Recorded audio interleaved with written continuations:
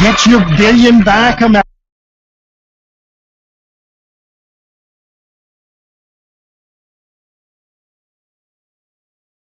My idea has been to install windmills outside of Baton Rouge to capture the hot air coming out of the legislature, and that could help power like 4 or 5 parishes. Absolutely. Absolutely, indeed. Wow. Okay, so we're Songwriters Night. That's what he goes up there for a lot. Does he write? You know, we have been doing that for 11 years. Wow. I bet he's been doing Can it you get for a 10 little, and a can you half. get a little closer to that? Closer still? How about if I do this? Is that good? Yeah, that's fine. I mean, you see how What if I like do like this? that would be okay. It sounds kind of weird, but it'd be okay. All right, let's start rolling this thing, I guess. That does say recording, right? That red thing? Yep. Cool. All right, let's do it then. So which way do I face here? Does it matter? Because it looks like my back's to whatever. It's not. It's like a Yeah, profile. it's All right, all Yeah. good. It's your police mug. All right. all right, let's roll this thing, John. This is Go Acadiana with Dr. John Sutherland, Ken Romero, and joining us in the studio today is Barry Kemp. It's good to have you with us, and I know you've been having a little bit of a problem with, of all things, alcohol? An alcohol You're not consuming problem. near enough, apparently. Absolutely. That's my problem, of course. That's a problem we can help you with, though. We certainly can. We certainly can. When I first heard about the plight of Artmosphere, I was like, say what? Your original license licensed you as a restaurant, and that seems to be the problem, isn't it? Yeah, it is. We opened 11 years ago, and I didn't come from this industry. I had a corporate job, and I just wanted to drop out, and this was my little mountain in the world that you drop out to, was to open a little place.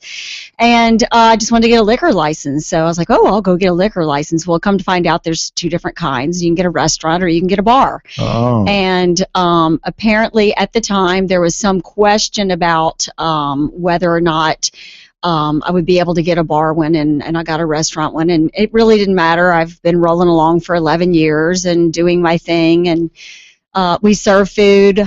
We have an herb garden. We have a multiple page menu, and I love to cook and entertain. So. And it is a great menu. You know, just going through the menu, it's like there are a lot more food items than there are liquor items on the menu. And you didn't start out to be a bar. You started out to be a restaurant. And, you know, doing this for 11 years, it's like, why is this being pointed out now? Yeah, that's a very good question. You're right. We do have a lot more food items. That's a lot more exciting. That's a lot more the pleasures of life and the variety and spice of life, so to speak. Actually, we were audited, and my understanding is that there were a couple other people audited in the downtown area. And as a result, we were audited. And they audited us in November and December. And actually, the longer story is that at that time, my sister was dying, and she was in the hospital. And I was with her trying to help save her life. And I had asked for an extension, and I had to pull my numbers from then anyway. So I was pulling numbers from November while she was in the hospital dying, and pulling numbers in December. You know, I was at the funeral home, and clearly that was for me a very personally difficult time, and I'm sure I didn't do the best job I could have of pulling my numbers together and getting all my receipts and all of that. So while this would have already been really stressful, because, I mean, I'm a lot of things, and a bookkeeper isn't one of them. I mean, you know, give me art, give me food, give me music, but please don't make me have to do books. So that made it a lot more difficult. And especially with Christmas time, I'm sure alcohol sales probably peaked a little bit. You are absolutely right. There is no time worse for us than the winter months, period, because we have a lot of outdoor dining. We have 2 patios, and we have 2 decks, and our indoor dining. But a lot of people associate us with going in the middle of the day and sitting outside and having lunch. Well, November and December was cold and it was wet, and people didn't come out during the day. They came out at night to see live music and have drinks and have Christmas parties. So. Well, you know, that's in fact the first time I ever went to Artmosphere. It was specifically on Songwriters Night, which you've been doing literally from day one.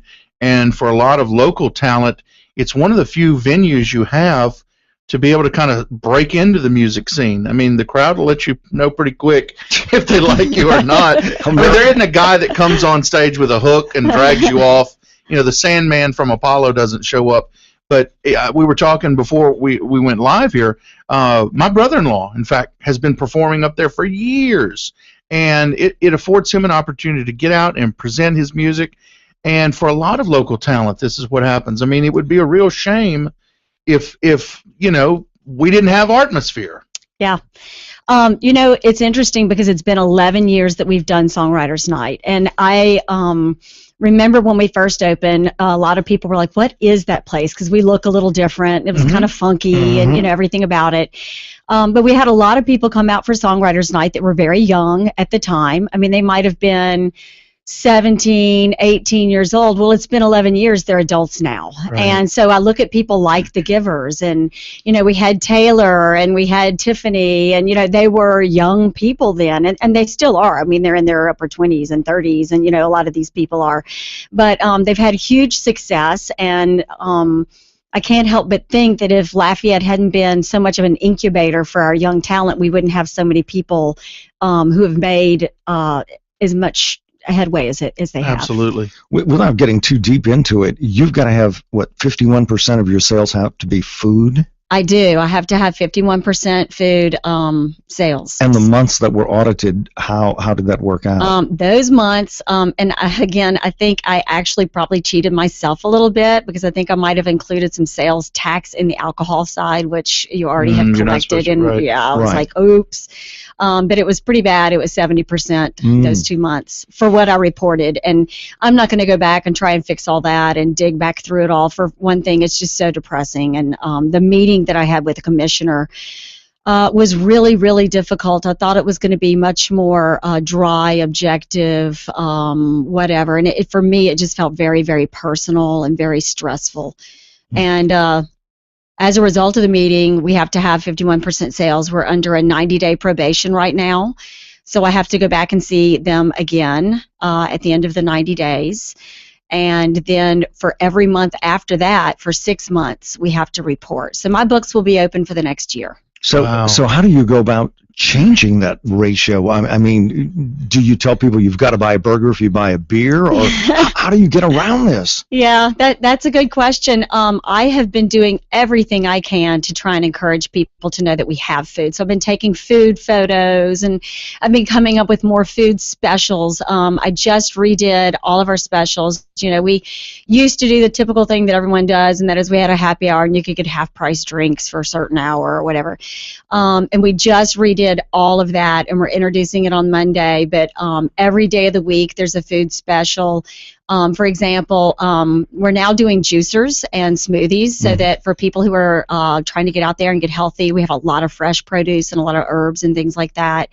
You can do a create your own juicer on Monday for a set price, which is just $4. Well, it's $3.99. On Tuesday, you can do a create your own burger. On Wednesday, create your own pizza. On Thursday, create your own taco.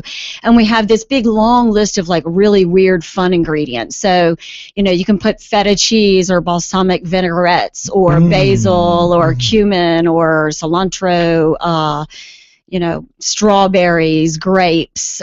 Anyway, you can just kind of get kind of crazy with it and just go in and do your create your own. And each one's a set price. We're also doing Sunday, we're doing champagne brunch with a mimosa bar, and that kicks off not this Sunday, but next. And we are the International Festival Sunday brunch this year. So I'm hoping, if more people get out during the day, that's really been my focus, to have more food specials, more day events.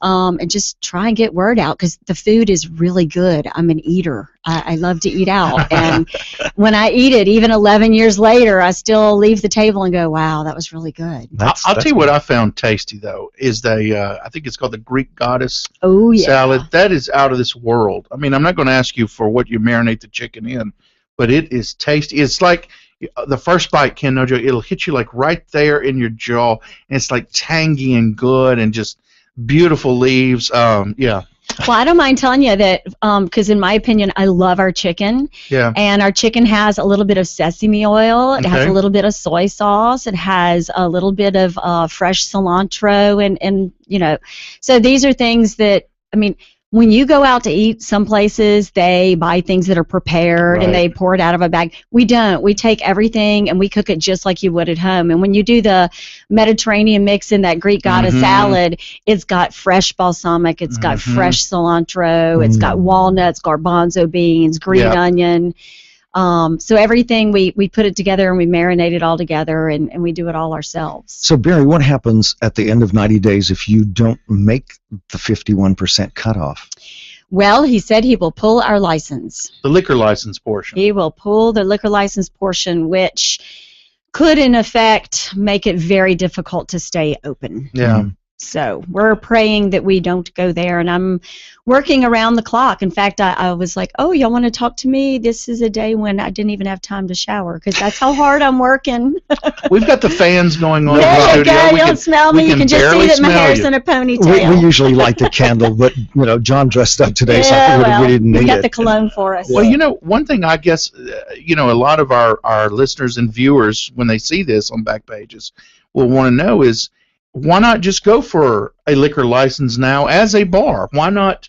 Do you not have the ability to do that at this point?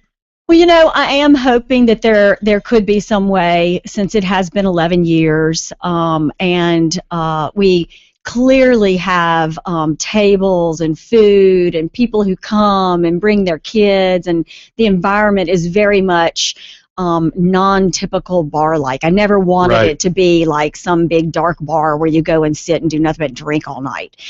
So that was never the point of Artmosphere. I wanted it to always be a more diverse place. So we'll just see. I don't know what will happen with that. At this point, there were some moratoriums on the downtown area. So I don't know where that's all going to go. I hope that would be the case in the long run, and I think the nature of Artmosphere is such that it would be nice if we didn't have to look over our shoulders and worry. I just wonder, there was a place across the street, was it Rivals? Mm-hmm. I would assume they had a liquor license, and they're no longer in business, so if they had a liquor/restaurant license, couldn't you claim that even if with a moratorium? Yeah, it's interesting the way the moratorium worked, and I don't know in the long run if there was an ending point on this moratorium because I just hadn't researched that far.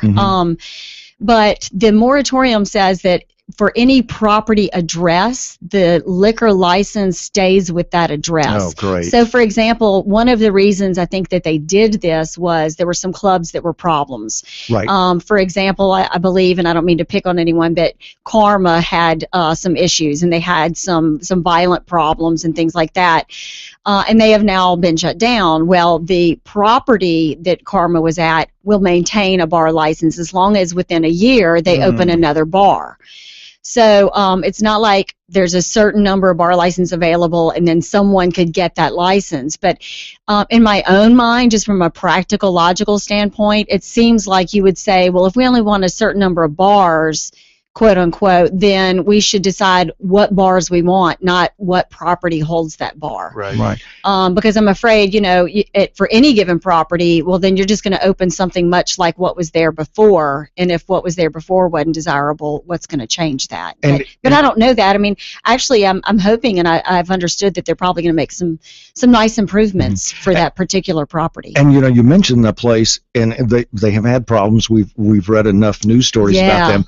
I don't ever remember reading a story about Artmosphere having a problem with bar fights or with people underage buying liquor. So it just seems like they should take some of that into account. Well, thank you for asking, because the reality is I got my letter saying that I was going to be audited the same week that I was requested to go to the meeting of all of these bar and restaurant owners, where I got an award from the commissioner for the fact that we had not sold to any underage people, and we were one of the model places, and we do not have the police come out. We do not have fights. We don't have a bouncer. We're just a soft, friendly, groovy place, and we don't want to be that. We do not want people to come who want to be in that kind of environment. Kind of ironic. You get the award and the audit. And then in the same week. I was like, really? Take the award back, would you please? Yeah, just keep the award. Keep your gold star. I'm often carded when I go there. I know. I can I'm tell. serious. It's unbelievable. part of it has to do with this cucumber treatment that I use. But I was going to ask. I know people are always asking me. I use that and almond butter. Because for a Dr. John, you're looking spry. Yeah. I know. Well, do what I can with when the many Tana's things. not around, he does okay.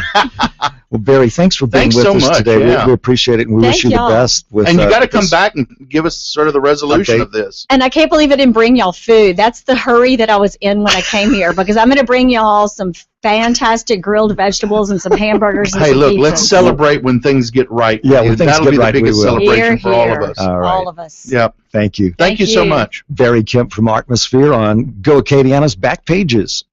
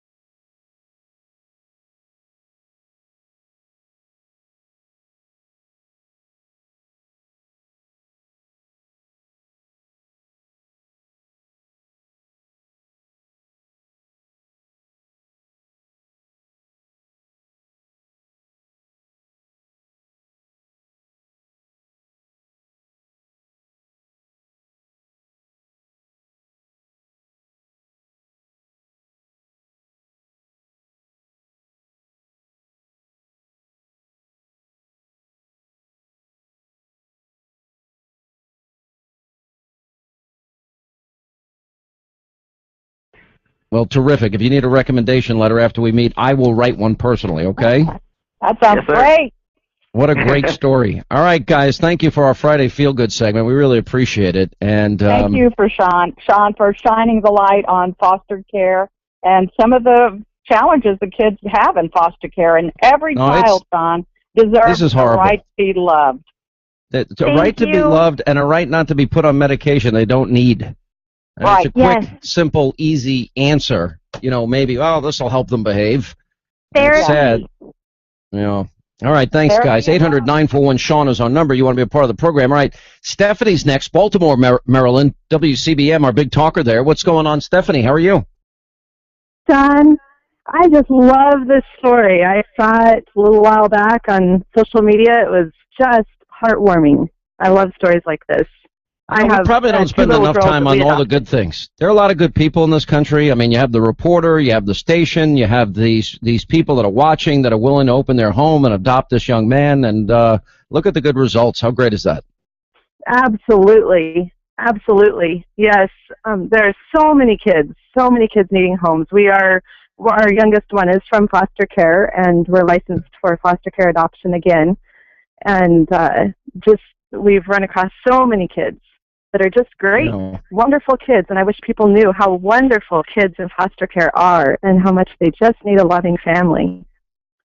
Yeah, well said, Stephanie, and I'm glad you called, and, it makes me feel good.